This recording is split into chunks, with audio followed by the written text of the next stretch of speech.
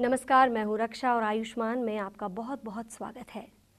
भाग दौड़ भरी जिंदगी और उस पर ढेर सारा टेंशन, जिसके चलते हार्ट प्रॉब्लम्स लगातार बढ़ती जा रही हैं। इसी विषय पर बातचीत करने के लिए आज हमारे साथ स्टूडियो में मौजूद हैं वोकार्ड हॉस्पिटल नागपुर के डॉक्टर प्रशांत जगताप, जो कि सीनियर कार्डियोलॉजिस्ट हैं। सर, आपका बहुत बहुत स्वागत है। बहुत बहुत स्वागत है। नमस्कार। प्रॉब्लम्स को जानने से पहले हम सबसे पहले हमारे दर्शक ये जानना चाहते हैं कि हार्ट किस तरह से फंक्शन करता है। हार्ट अपने शरीर का एक बहुत इम्पॉर्टेंट हिस्सा है। उसमें 4 चेम्बर्स होते हैं। 4 चेम्बर्स के साथ साथ 4 वॉल्व्स होते हैं और उसमें पार्टीशन होता है। हार्ट का काम है शुद्ध रक्त ब्रेन और अपनी किडनीज की तरफ पहुंचाना। जब किसी मरीज को दिल का दौरा पड़ता है तो हार्ट एक पंप करके फेल हो जाता है, उसी में पेशेंट को दिक्कत हो जाती है। आपने ये भी सुना होगा कि कभी कभी किसी मरीज का वॉल ख़राब हो गया हो, तो इस समय वो वॉल को हमें चेंज करना पड़ता है ऑपरेशन के द्वारा। और कभी कभी छोटे बच्चों को दिल में छेद होता है, तो ये दिल के जो पार्टीशंस होते हैं उसमें वो छेद होता है, जिसको ऑपरेशन के ज़रिए या ख़ास एक प्रकार की छतरी होती है उसके ज़रिए ठीक किया जाता है। तो दर्शकों, अभी डॉक्टर जगताप ने आपको बताया कि किस किस प्रकार के हृदय प्रॉब्लम्स होते हैं, हृदय रोग होते हैं। अब डॉक्टर साहब, हम आपसे जानना चाहेंगे कि हार्ट अटैक, जो कि सबसे कॉमन प्रॉब्लम है, तो हार्ट अटैक है क्या और इसके लक्षण क्या हैं? ये बहुत ही महत्वपूर्ण प्रश्न है।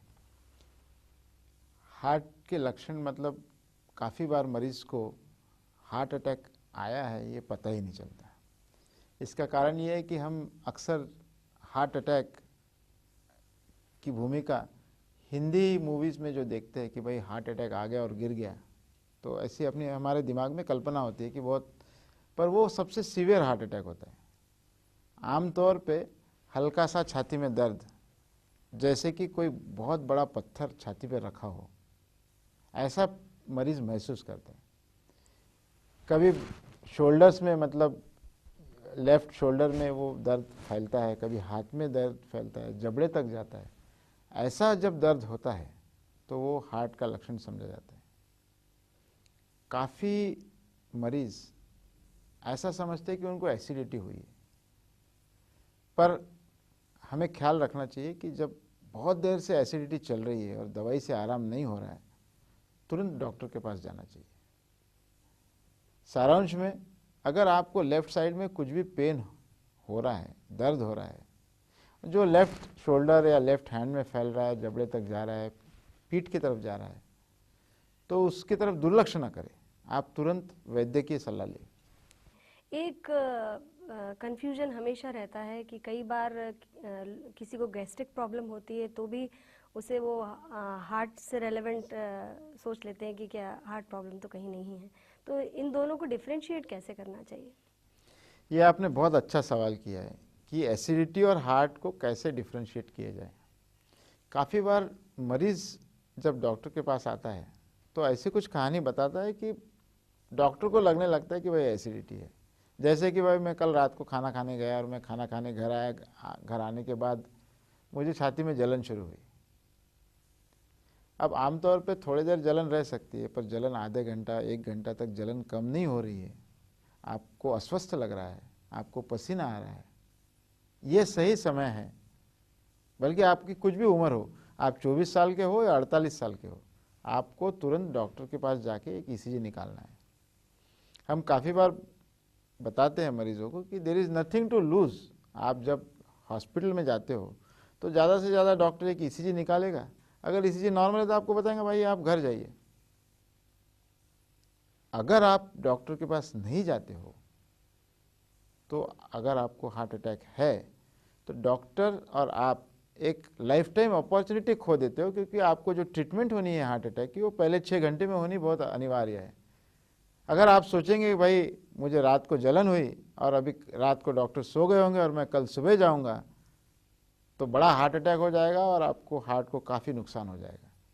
इसीलिए जब कभी आपको हार्ट छाती में जलन हो, खास करके आप परेशान हो रहे हो, पसीना आ रहा हो, अस्वस्थ लग रहा हो, तुरंत आपने डॉक्टर के पास या नियर बाय हॉस्पिटल में जाके एक ईसीजी जरूर खिंचवाना चाहिए, डॉक्टर की राय लेना चाहिए, थोड़ी देर ऑब्जर्वेशन में रहना चाहिए, और फिर डॉक्टर फिर देखेगा ईसीजी नॉर्मल है तो आपको बोलेंगे भाई आप घर जाइए, आप सब ठीक है। तो सर आपने बताया कि ईसीजी के कितने सारे फ़ायदे हैं। ईसीजी बहुत ही पुरानी एक और बहुत ही ऑथेंटिक प्रक्रिया है ये जांचने की कि हृदय रोग है या नहीं।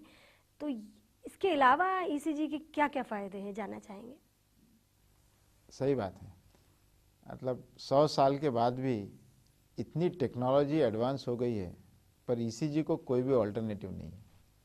दूसरी खूबी ईसीजी की ऐसी है कि हम ईसीजी मशीन को एम्बुलेंस में रख के किसी मरीज के घर भी ले जा सकते हैं। उदाहरण के तौर पे एक कोई देहात में 40-50 किलोमीटर जबलपुर से दूर, उदाहरण के तौर पे किसी को दिल का दौरा पड़ता है तो ईसीजी उसके घर में जाके कर सकते हो, वहीं पे निदान हो जाता है कि भाई इसको हार्ट अटैक आया है। अच्छा, टेक्नोलॉजी अभी इतनी एडवांस हो गई है, वो ईसीजी हम व्हाट्सएप के जरिए डॉक्टर को भेज सकते हैं। डॉक्टर उधर अपनी तैयारी करना शुरू कर देता है कि ये मरीज़ थोड़ी देर में 30 मिनट्स में अभी हॉस्पिटल में आने वाला है। पूरे टेक्नीशियंस, पूरी टीम जमा हो सकती है। और हार्ट अटैक में टाइम को बहुत इंपॉर्टेंस है, एक मिनट का बहुत महत्व है। तो ईसीजी वहाँ होने के कारण डॉक्टर को आधा घंटा पहले ही समझ में आता है कि मरीज़ आ रहा है, उसको हार्ट अटैक आया है। तो आप जैसे ही मरीज़ आया तो पूरी टीम रेडी है, तुरंत उसकी एंजियोप्लास्टी हो सकती है, उसकी दवाई हो सकती है, उसकी ट्रीटमेंट हो सकती है। तो ये बहुत इंपॉर्टेंट है। और ईसीजी जैसे मैंने पहले बताया, ईसीजी ये भी बताता है कि हार्ट अटैक छोटा है या बड़ा है, हार्ट के सामने हार्ट अटैक आया है, पीछे वाले भाग में आया है, तो कहाँ पे आया है, कितना बड़ा अटैक है, हार्ट अटैक है या नहीं। ये सब चीज़ें एक बहुत ही सिंपल टेस्ट से आप मरीज़ के घर में भी हो सकता है। और ये ही इस टेस्ट की खूबी है। और ख़ास करके आज 100-125 साल के बाद भी उसको कोई ऑल्टरनेटिव नहीं है। बहुत ही अच्छी बात डॉक्टर जगताप ने बताई कि ईसीजी सिंपलेस्ट मेथड है ये पता करने के लिए कि हृदय रोग है या नहीं, हार्ट अटैक है या नहीं। और इसके अलावा कौन कौन सी जांचें होती हैं डॉक्टर साहब जिनसे ये पता किया जाता है कि हृदय रोग है या नहीं। खास करके जब आपको दर्द हो रहा है और पसीना आ रहा है, सांस फूल रही है, तो सबसे पहले अपने नियरेस्ट हॉस्पिटल में जाके डॉक्टर भी ये बताएगा कि भाई आप एक ईसीजी कर लो। अब ईसीजी एक बहुत ही सिंपल इन्वेस्टिगेशन है जो हमें बताता है कि इस मरीज को हार्ट अटैक आया है। इसके अलावा ये भी बताता है कि हार्ट के कौन से पार्ट में उसको अटैक आया है। लगभग ईसीजी को 100 साल हो गए पर ईसीजी को ऑल्टरनेटिव कोई भी इन्वेस्टिगेशन अभी तक नहीं है। और डॉक्टर कितना भी होशियार हो, बगैर ईसीजी के हार्ट अटैक है ये नहीं बता सकता। बहुत ही महत्वपूर्ण इन्वेस्टिगेशन। कभी कभी ऐसा होता है, मतलब 100 में 4% लोगों को ऐसा ईसीजी नॉर्मल आता है हार्ट अटैक होने के बावजूद भी। उस समय हम कुछ ब्लड टेस्ट करते हैं जिसको हम बोलते हैं ट्रोपोनिन टी, CKMB, जो हमें हार्ट अटैक है ये बताते हैं। मतलब हमारा जो डायग्नोसिस है उसको सप्लीमेंट करते हैं ब्लड टेस्ट के द्वारा, कभी कभी उसकी ज़रूरत पड़ती है। तो सबसे इम्पोर्टेंट बात ये है कि जब भी अनईजी लग रहा है, जब भी ऐसा लग रहा है ये कि खुद को कारण समझ में नहीं आ रहा है कि ये दर्द किस कारण से है, तो तुरंत डॉक्टर की सलाह लेने के लिए जाया जाए। तो बहुत ही अच्छी बात डॉक्टर जगताप ने बताई कि ईसीजी सिंपलेस्ट मेथड है ये पता करने के लिए कि हृदय रोग है या नहीं, हार्ट अटैक है या नहीं। और इसके अलावा कौन कौन सी जांचें होती हैं डॉक्टर साहब जिनसे ये पता किया जाता है कि हृदय रोग है या नहीं। ईसीजी खास करके जिसको अभी हार्ट अटैक आ रहा है तो ईसीजी बहुत इंपॉर्टेंट टेस्ट है। मान लो किसी को पहले हार्ट अटैक आ चुका है 2 साल पहले, तो ईसीजी हमने उसका खिंचवाया तो ये बता सकेगा ईसीजी कि इस मरीज को पहले हार्ट अटैक आ चुका है। खैर हम ये टाइम नहीं बता सकते कि उसको 2 साल पहले आया है या 5 साल पहले, पर हम जरूर बता सकते हैं कि हाँ इस मरीज को हार्ट अटैक आया है। काफ़ी बार मरीज कहता है कि डॉक्टर साहब हम जब चलते हैं तो हमको छाती में दर्द होता है और हम जब विश्राम करते हैं तो हमें दर्द निकल जाता है। ऐसे समय हमें जब डाउट रहता है तब हम उस मरीज की ट्रेडमिल टेस्ट कहते हैं। ट्रेडमिल टेस्ट मतलब स्ट्रेस टेस्ट। पट्टे पे चलने की जो टेस्ट होती है, आपने जिम में देखा होगा कि पट्टे पे चलने वाला एक्सरसाइज ट्रेनर आपको दौड़ाता है, उस मशीन पे मरीज को दौड़ाते हैं और साथ ही साथ उसका ईसीजी खिंचवाते हैं। वो ईसीजी का जो हम स्टडी करते हैं चलते समय, उस ईसीजी पे से हमें अंदाज़ा लगता है कि इस मरीज़ को शायद हार्ट अटैक आ सकता है, या इस मरीज़ की जो हार्ट की धमनियाँ हैं उसमें कहीं ना कहीं चोकिंग हो सकता है।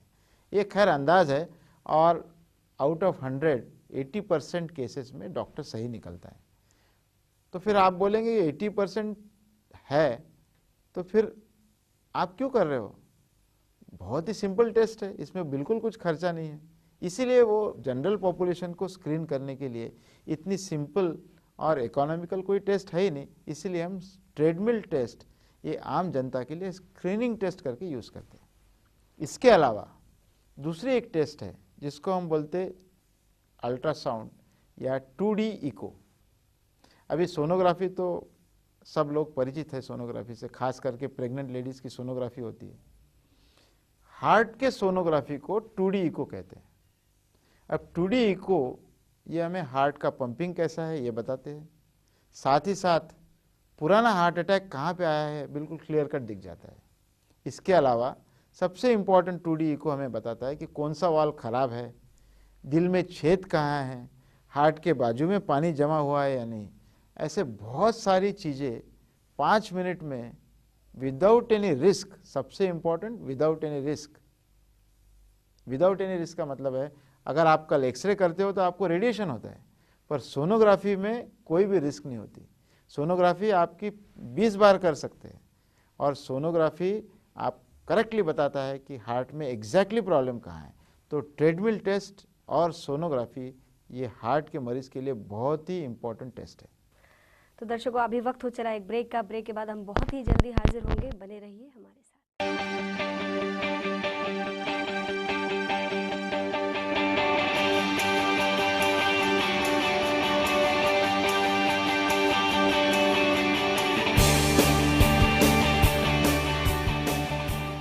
ब्रेक के बाद दर्शकों एक बार फिर आपका स्वागत है आयुष्मान में। आज हम बात कर रहे हैं हृदय रोगों पर।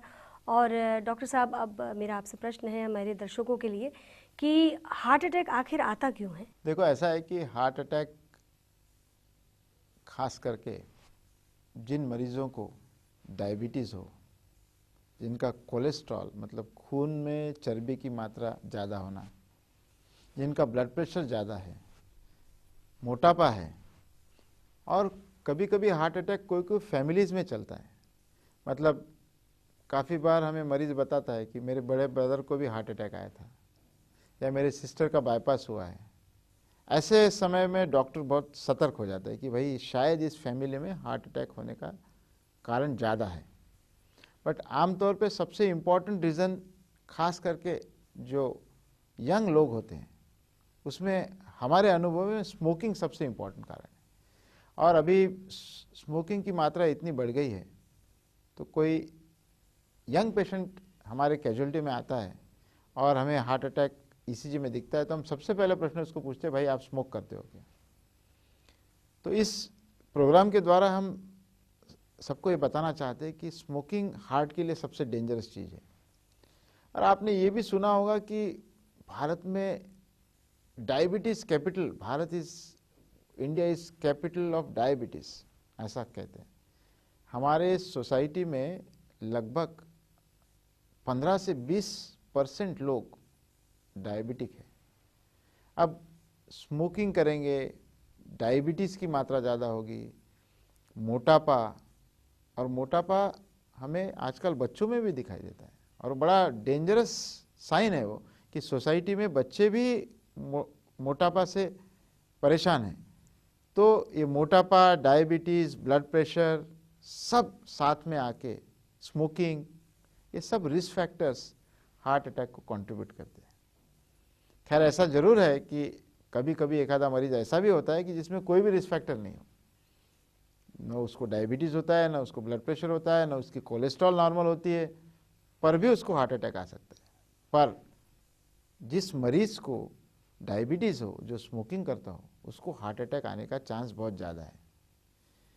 काफ़ी तुलना के कंपैरिजन के तौर पे मैं बताता हूँ कि जब आप गाड़ी बहुत फास्ट तेज़ चलाते हो तो एक्सीडेंट होने का चांस ज़्यादा होता है। पर गाड़ी स्लो चलाए तो एक्सीडेंट नहीं होता, ऐसा नहीं। इसीलिए मैं बताना चाहता हूँ कि रिस्क फैक्टर्स को कंट्रोल करना बहुत इंपॉर्टेंट है। मतलब डायबिटीज़ को कंट्रोल करो, ब्लड प्रेशर को कंट्रोल करो, कोलेस्ट्रॉल को लोअर करो, ये सब चीज़ें बहुत इंपॉर्टेंट है।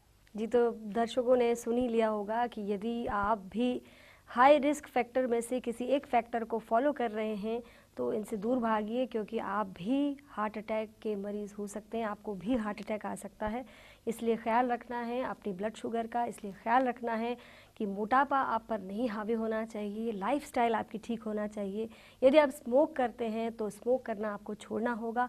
और एक आनुवांशिक कारण भी आपने बताया कि हेरिडिटी भी होती है, कि यदि आनुवांशिक तौर पर यदि पिता को, फोरफादर को भी यदि हार्ट अटैक कभी हुआ है तो अक्सर मरीजों को बताते हैं, भाई नो योर नंबर्स, मतलब आपके नंबर्स जान लो। तो ये नंबर्स कौन से हैं? आपकी कोलेस्ट्रॉल की मात्रा, आपका ब्लड प्रेशर, आपका वजन, आपकी ब्लड शुगर लेवल, और सबसे आखिरी में hip waist ratio, waist hip ratio. मतलब आपका जो मोटापा है वो कहाँ पे, उसको हम एक खास कैलकुलेशन करते हैं कि वेस्ट और हिप रेशियो, सादे टेप से उसका आइडिया आता है। ये जो 5 नंबर्स है, ये कोई मरीज़ के लिए बहुत इम्पोर्टेंट है। ये हमें एक क्लू देता है कि इस मरीज़ को हार्ट अटैक आने के चांसेस और रिस्क दूसरे मरीज़ के कंपैरिजन में ज़्यादा है। जब आपने बात छेड़ी दी है कि हिप वेस्ट रेशियो, तो हिप वेस्ट रेशियो क्या होना चाहिए? नॉर्मली ये जो वेस्ट हिप रेशियो होता है, ये वेस्ट हिप रेशियो 0.88 के नीचे होना चाहिए। और अगर ये ज़्यादा होता है 0.9 के, तो मतलब गड़बड़ है। जिसका वेस्ट हिप रेशियो ज़्यादा होता है उसको डायबिटीज़, चर्बी की मात्रा ज़्यादा होना, मोटापा, ये सब चीज़ें साथ में आती है। और हार्ट अटैक की दूसरी खूबी ऐसी है कि जब एक रिस्क फैक्टर मतलब डायबिटीज़, उसके साथ ब्लड प्रेशर जुड़ता है और उसके साथ हाई कोलेस्ट्रॉल जुड़ता है, तो जो रिस्क होती है वो मल्टीप्लाई होती है, वो ऐड नहीं होती। मतलब किसी आदमी को एक रिस्क फैक्टर है तो उसको रिस्क ठीक है, पर अगर जैसे ही रिस्क फैक्टर्स 2 या 3 साथ में आ गए तो उसकी रिस्क मल्टीप्लाई हो जाती है और उसको हार्ट अटैक आने के चांसेस बहुत ज़्यादा हो जाते हैं। और ये सिंपल चीज़ है जो अपने को बहुत समझना चाहिए, क्योंकि एक आधा मोटा व्यक्ति स्मोकिंग भी करता है और उसका बीपी भी ज़्यादा है, तो फिर उसको हार्ट अटैक आने का चांस बहुत ज़्यादा है, क्योंकि रिस्क फैक्टर्स मल्टीप्लाई। तो आपने जाना कि हाई रिस्क यदि आप वैल्यूज़ पर चल रहे हैं तो उन्हें अपने जीवन से हटाना होगा, घटाना होगा। साथ ही साथ प्रश्न अब मेरा ये है कि बहुत बार किताबों में पढ़ा है, टेलीविज़न पे भी देखा है कि पुरुषों में हार्ट अटैक का रेशियो महिलाओं की तुलना में बहुत ज़्यादा होता है, तो उसका क्या रीज़न है? बिल्कुल सही है। मतलब हमारे अनुभव में, अगर हमारे कैजुअलिटी में या हमारे ओपीडी में अगर कोई 35 साल की स्त्री आती है और कहती है कि चेस्ट पेन उसे हो रहा है, तो 99% हमारे दिमाग में तो फिट होता है कि इसको हार्ट का कोई प्रॉब्लम नहीं है। क्योंकि हमारा मेडिकल साइंस बताता है कि जब तक कोई भी महिला या स्त्री का महीना चलता है तब तक उसके जो हार्मोन्स है वो उसको हार्ट अटैक से प्रोटेक्ट करते हैं। ऐसे समय पे उस पेशेंट को, उस स्त्री को हम प्रश्न पूछते हैं कि आपको डायबिटीज़ है क्या, आपको थायराइड की प्रॉब्लम है क्या। अगर ये 2 प्रॉब्लम उसे नहीं है और उसके फैमिली में हार्ट अटैक की हिस्ट्री नहीं है, तो 99% उसका ईसीजी नॉर्मली आता है। पर जब स्त्री को मेनोपॉज आता है 45 या 50 साल के बाद, तो शरीर में ईस्ट्रोजन नाम का जो हार्मोन है उसकी मात्रा कम कम होती जाती है, और फिर 50 के साथ स्त्री को भी हार्ट अटैक आने का चांस उतना ही है जितना एक पुरुष को। बल्कि जब 55 या 60 साल में एक महिला को हार्ट अटैक आता है तो वो पुरुष से भी ज़्यादा खतरनाक और डेंजरस होता है, क्योंकि उसमें डेथ होने के चांसेस पुरुष के कंपैरिजन में ज़्यादा है। मतलब 45-50 तक हार्ट अटैक से प्रोटेक्शन, और 50 साल के बाद जब हार्ट अटैक आता है तो वो पुरुष के कंपैरिजन में ज़्यादा खतरनाक साबित होता है। सर, तो इस एज की महिलाओं को जो कि 50 या 45 से ऊपर है, उनको आप क्या सजेशन देना चाहेंगे कि कोई डायग्नोज या कुछ कराएं? हम काफ़ी बार सजेस्ट करते हैं कि भाई आप कोलेस्ट्रॉल, आपका शुगर, आपका ब्लड प्रेशर, ये सब चेक कर लीजिए, आपका वेट ख्याल रखिए। ये सब चीज़ें भी उतनी इम्पोर्टेंट है। साथ ही साथ ये तो प्रश्न हम पूछते हैं कि आपके फैमिली में आपके ब्रदर सिस्टर किसी को हार्ट की प्रॉब्लम है कि अगर हार्ट अटैक आया हो तो आपने ज़्यादा केयरफुल रहना चाहिए, क्योंकि heart attack runs in families. कोई कोई फैमिलीज़ में हार्ट अटैक चलते हैं और कोई कोई फैमिलीज़ में बिल्कुल नहीं चलते। इसलिए हम देखते हैं कि कोई कोई फैमिली में लोग 80-85 तक हो जाते हैं, साल जीते हैं, पर उन्हें किसी को हार्ट की प्रॉब्लम नहीं होती। डॉक्टर साहब, आपने बहुत ही इम्पोर्टेंट जानकारियाँ आज हमारे दर्शकों को दी कि हृदय की संरचना कैसी होती है, कौन कौन से प्रकार के हृदय रोग होते हैं, उनकी जांचें कौन सी होती हैं और वो किस तरह से की जाती हैं। अगले एपिसोड में दर्शकों हम आपको बताएंगे कि हृदय रोगों का निवारण क्या है, उसे किस तरह से क्योर किया जा सकता है। तो अगला एपिसोड देखना बिल्कुल ना भूलें। अगले एपिसोड में संडे को 12:30 बजे आपसे फिर मुलाकात होगी। तब तक के लिए डॉक्टर जगताप और रक्षा को दीजिए इजाज़त। नमस्कार।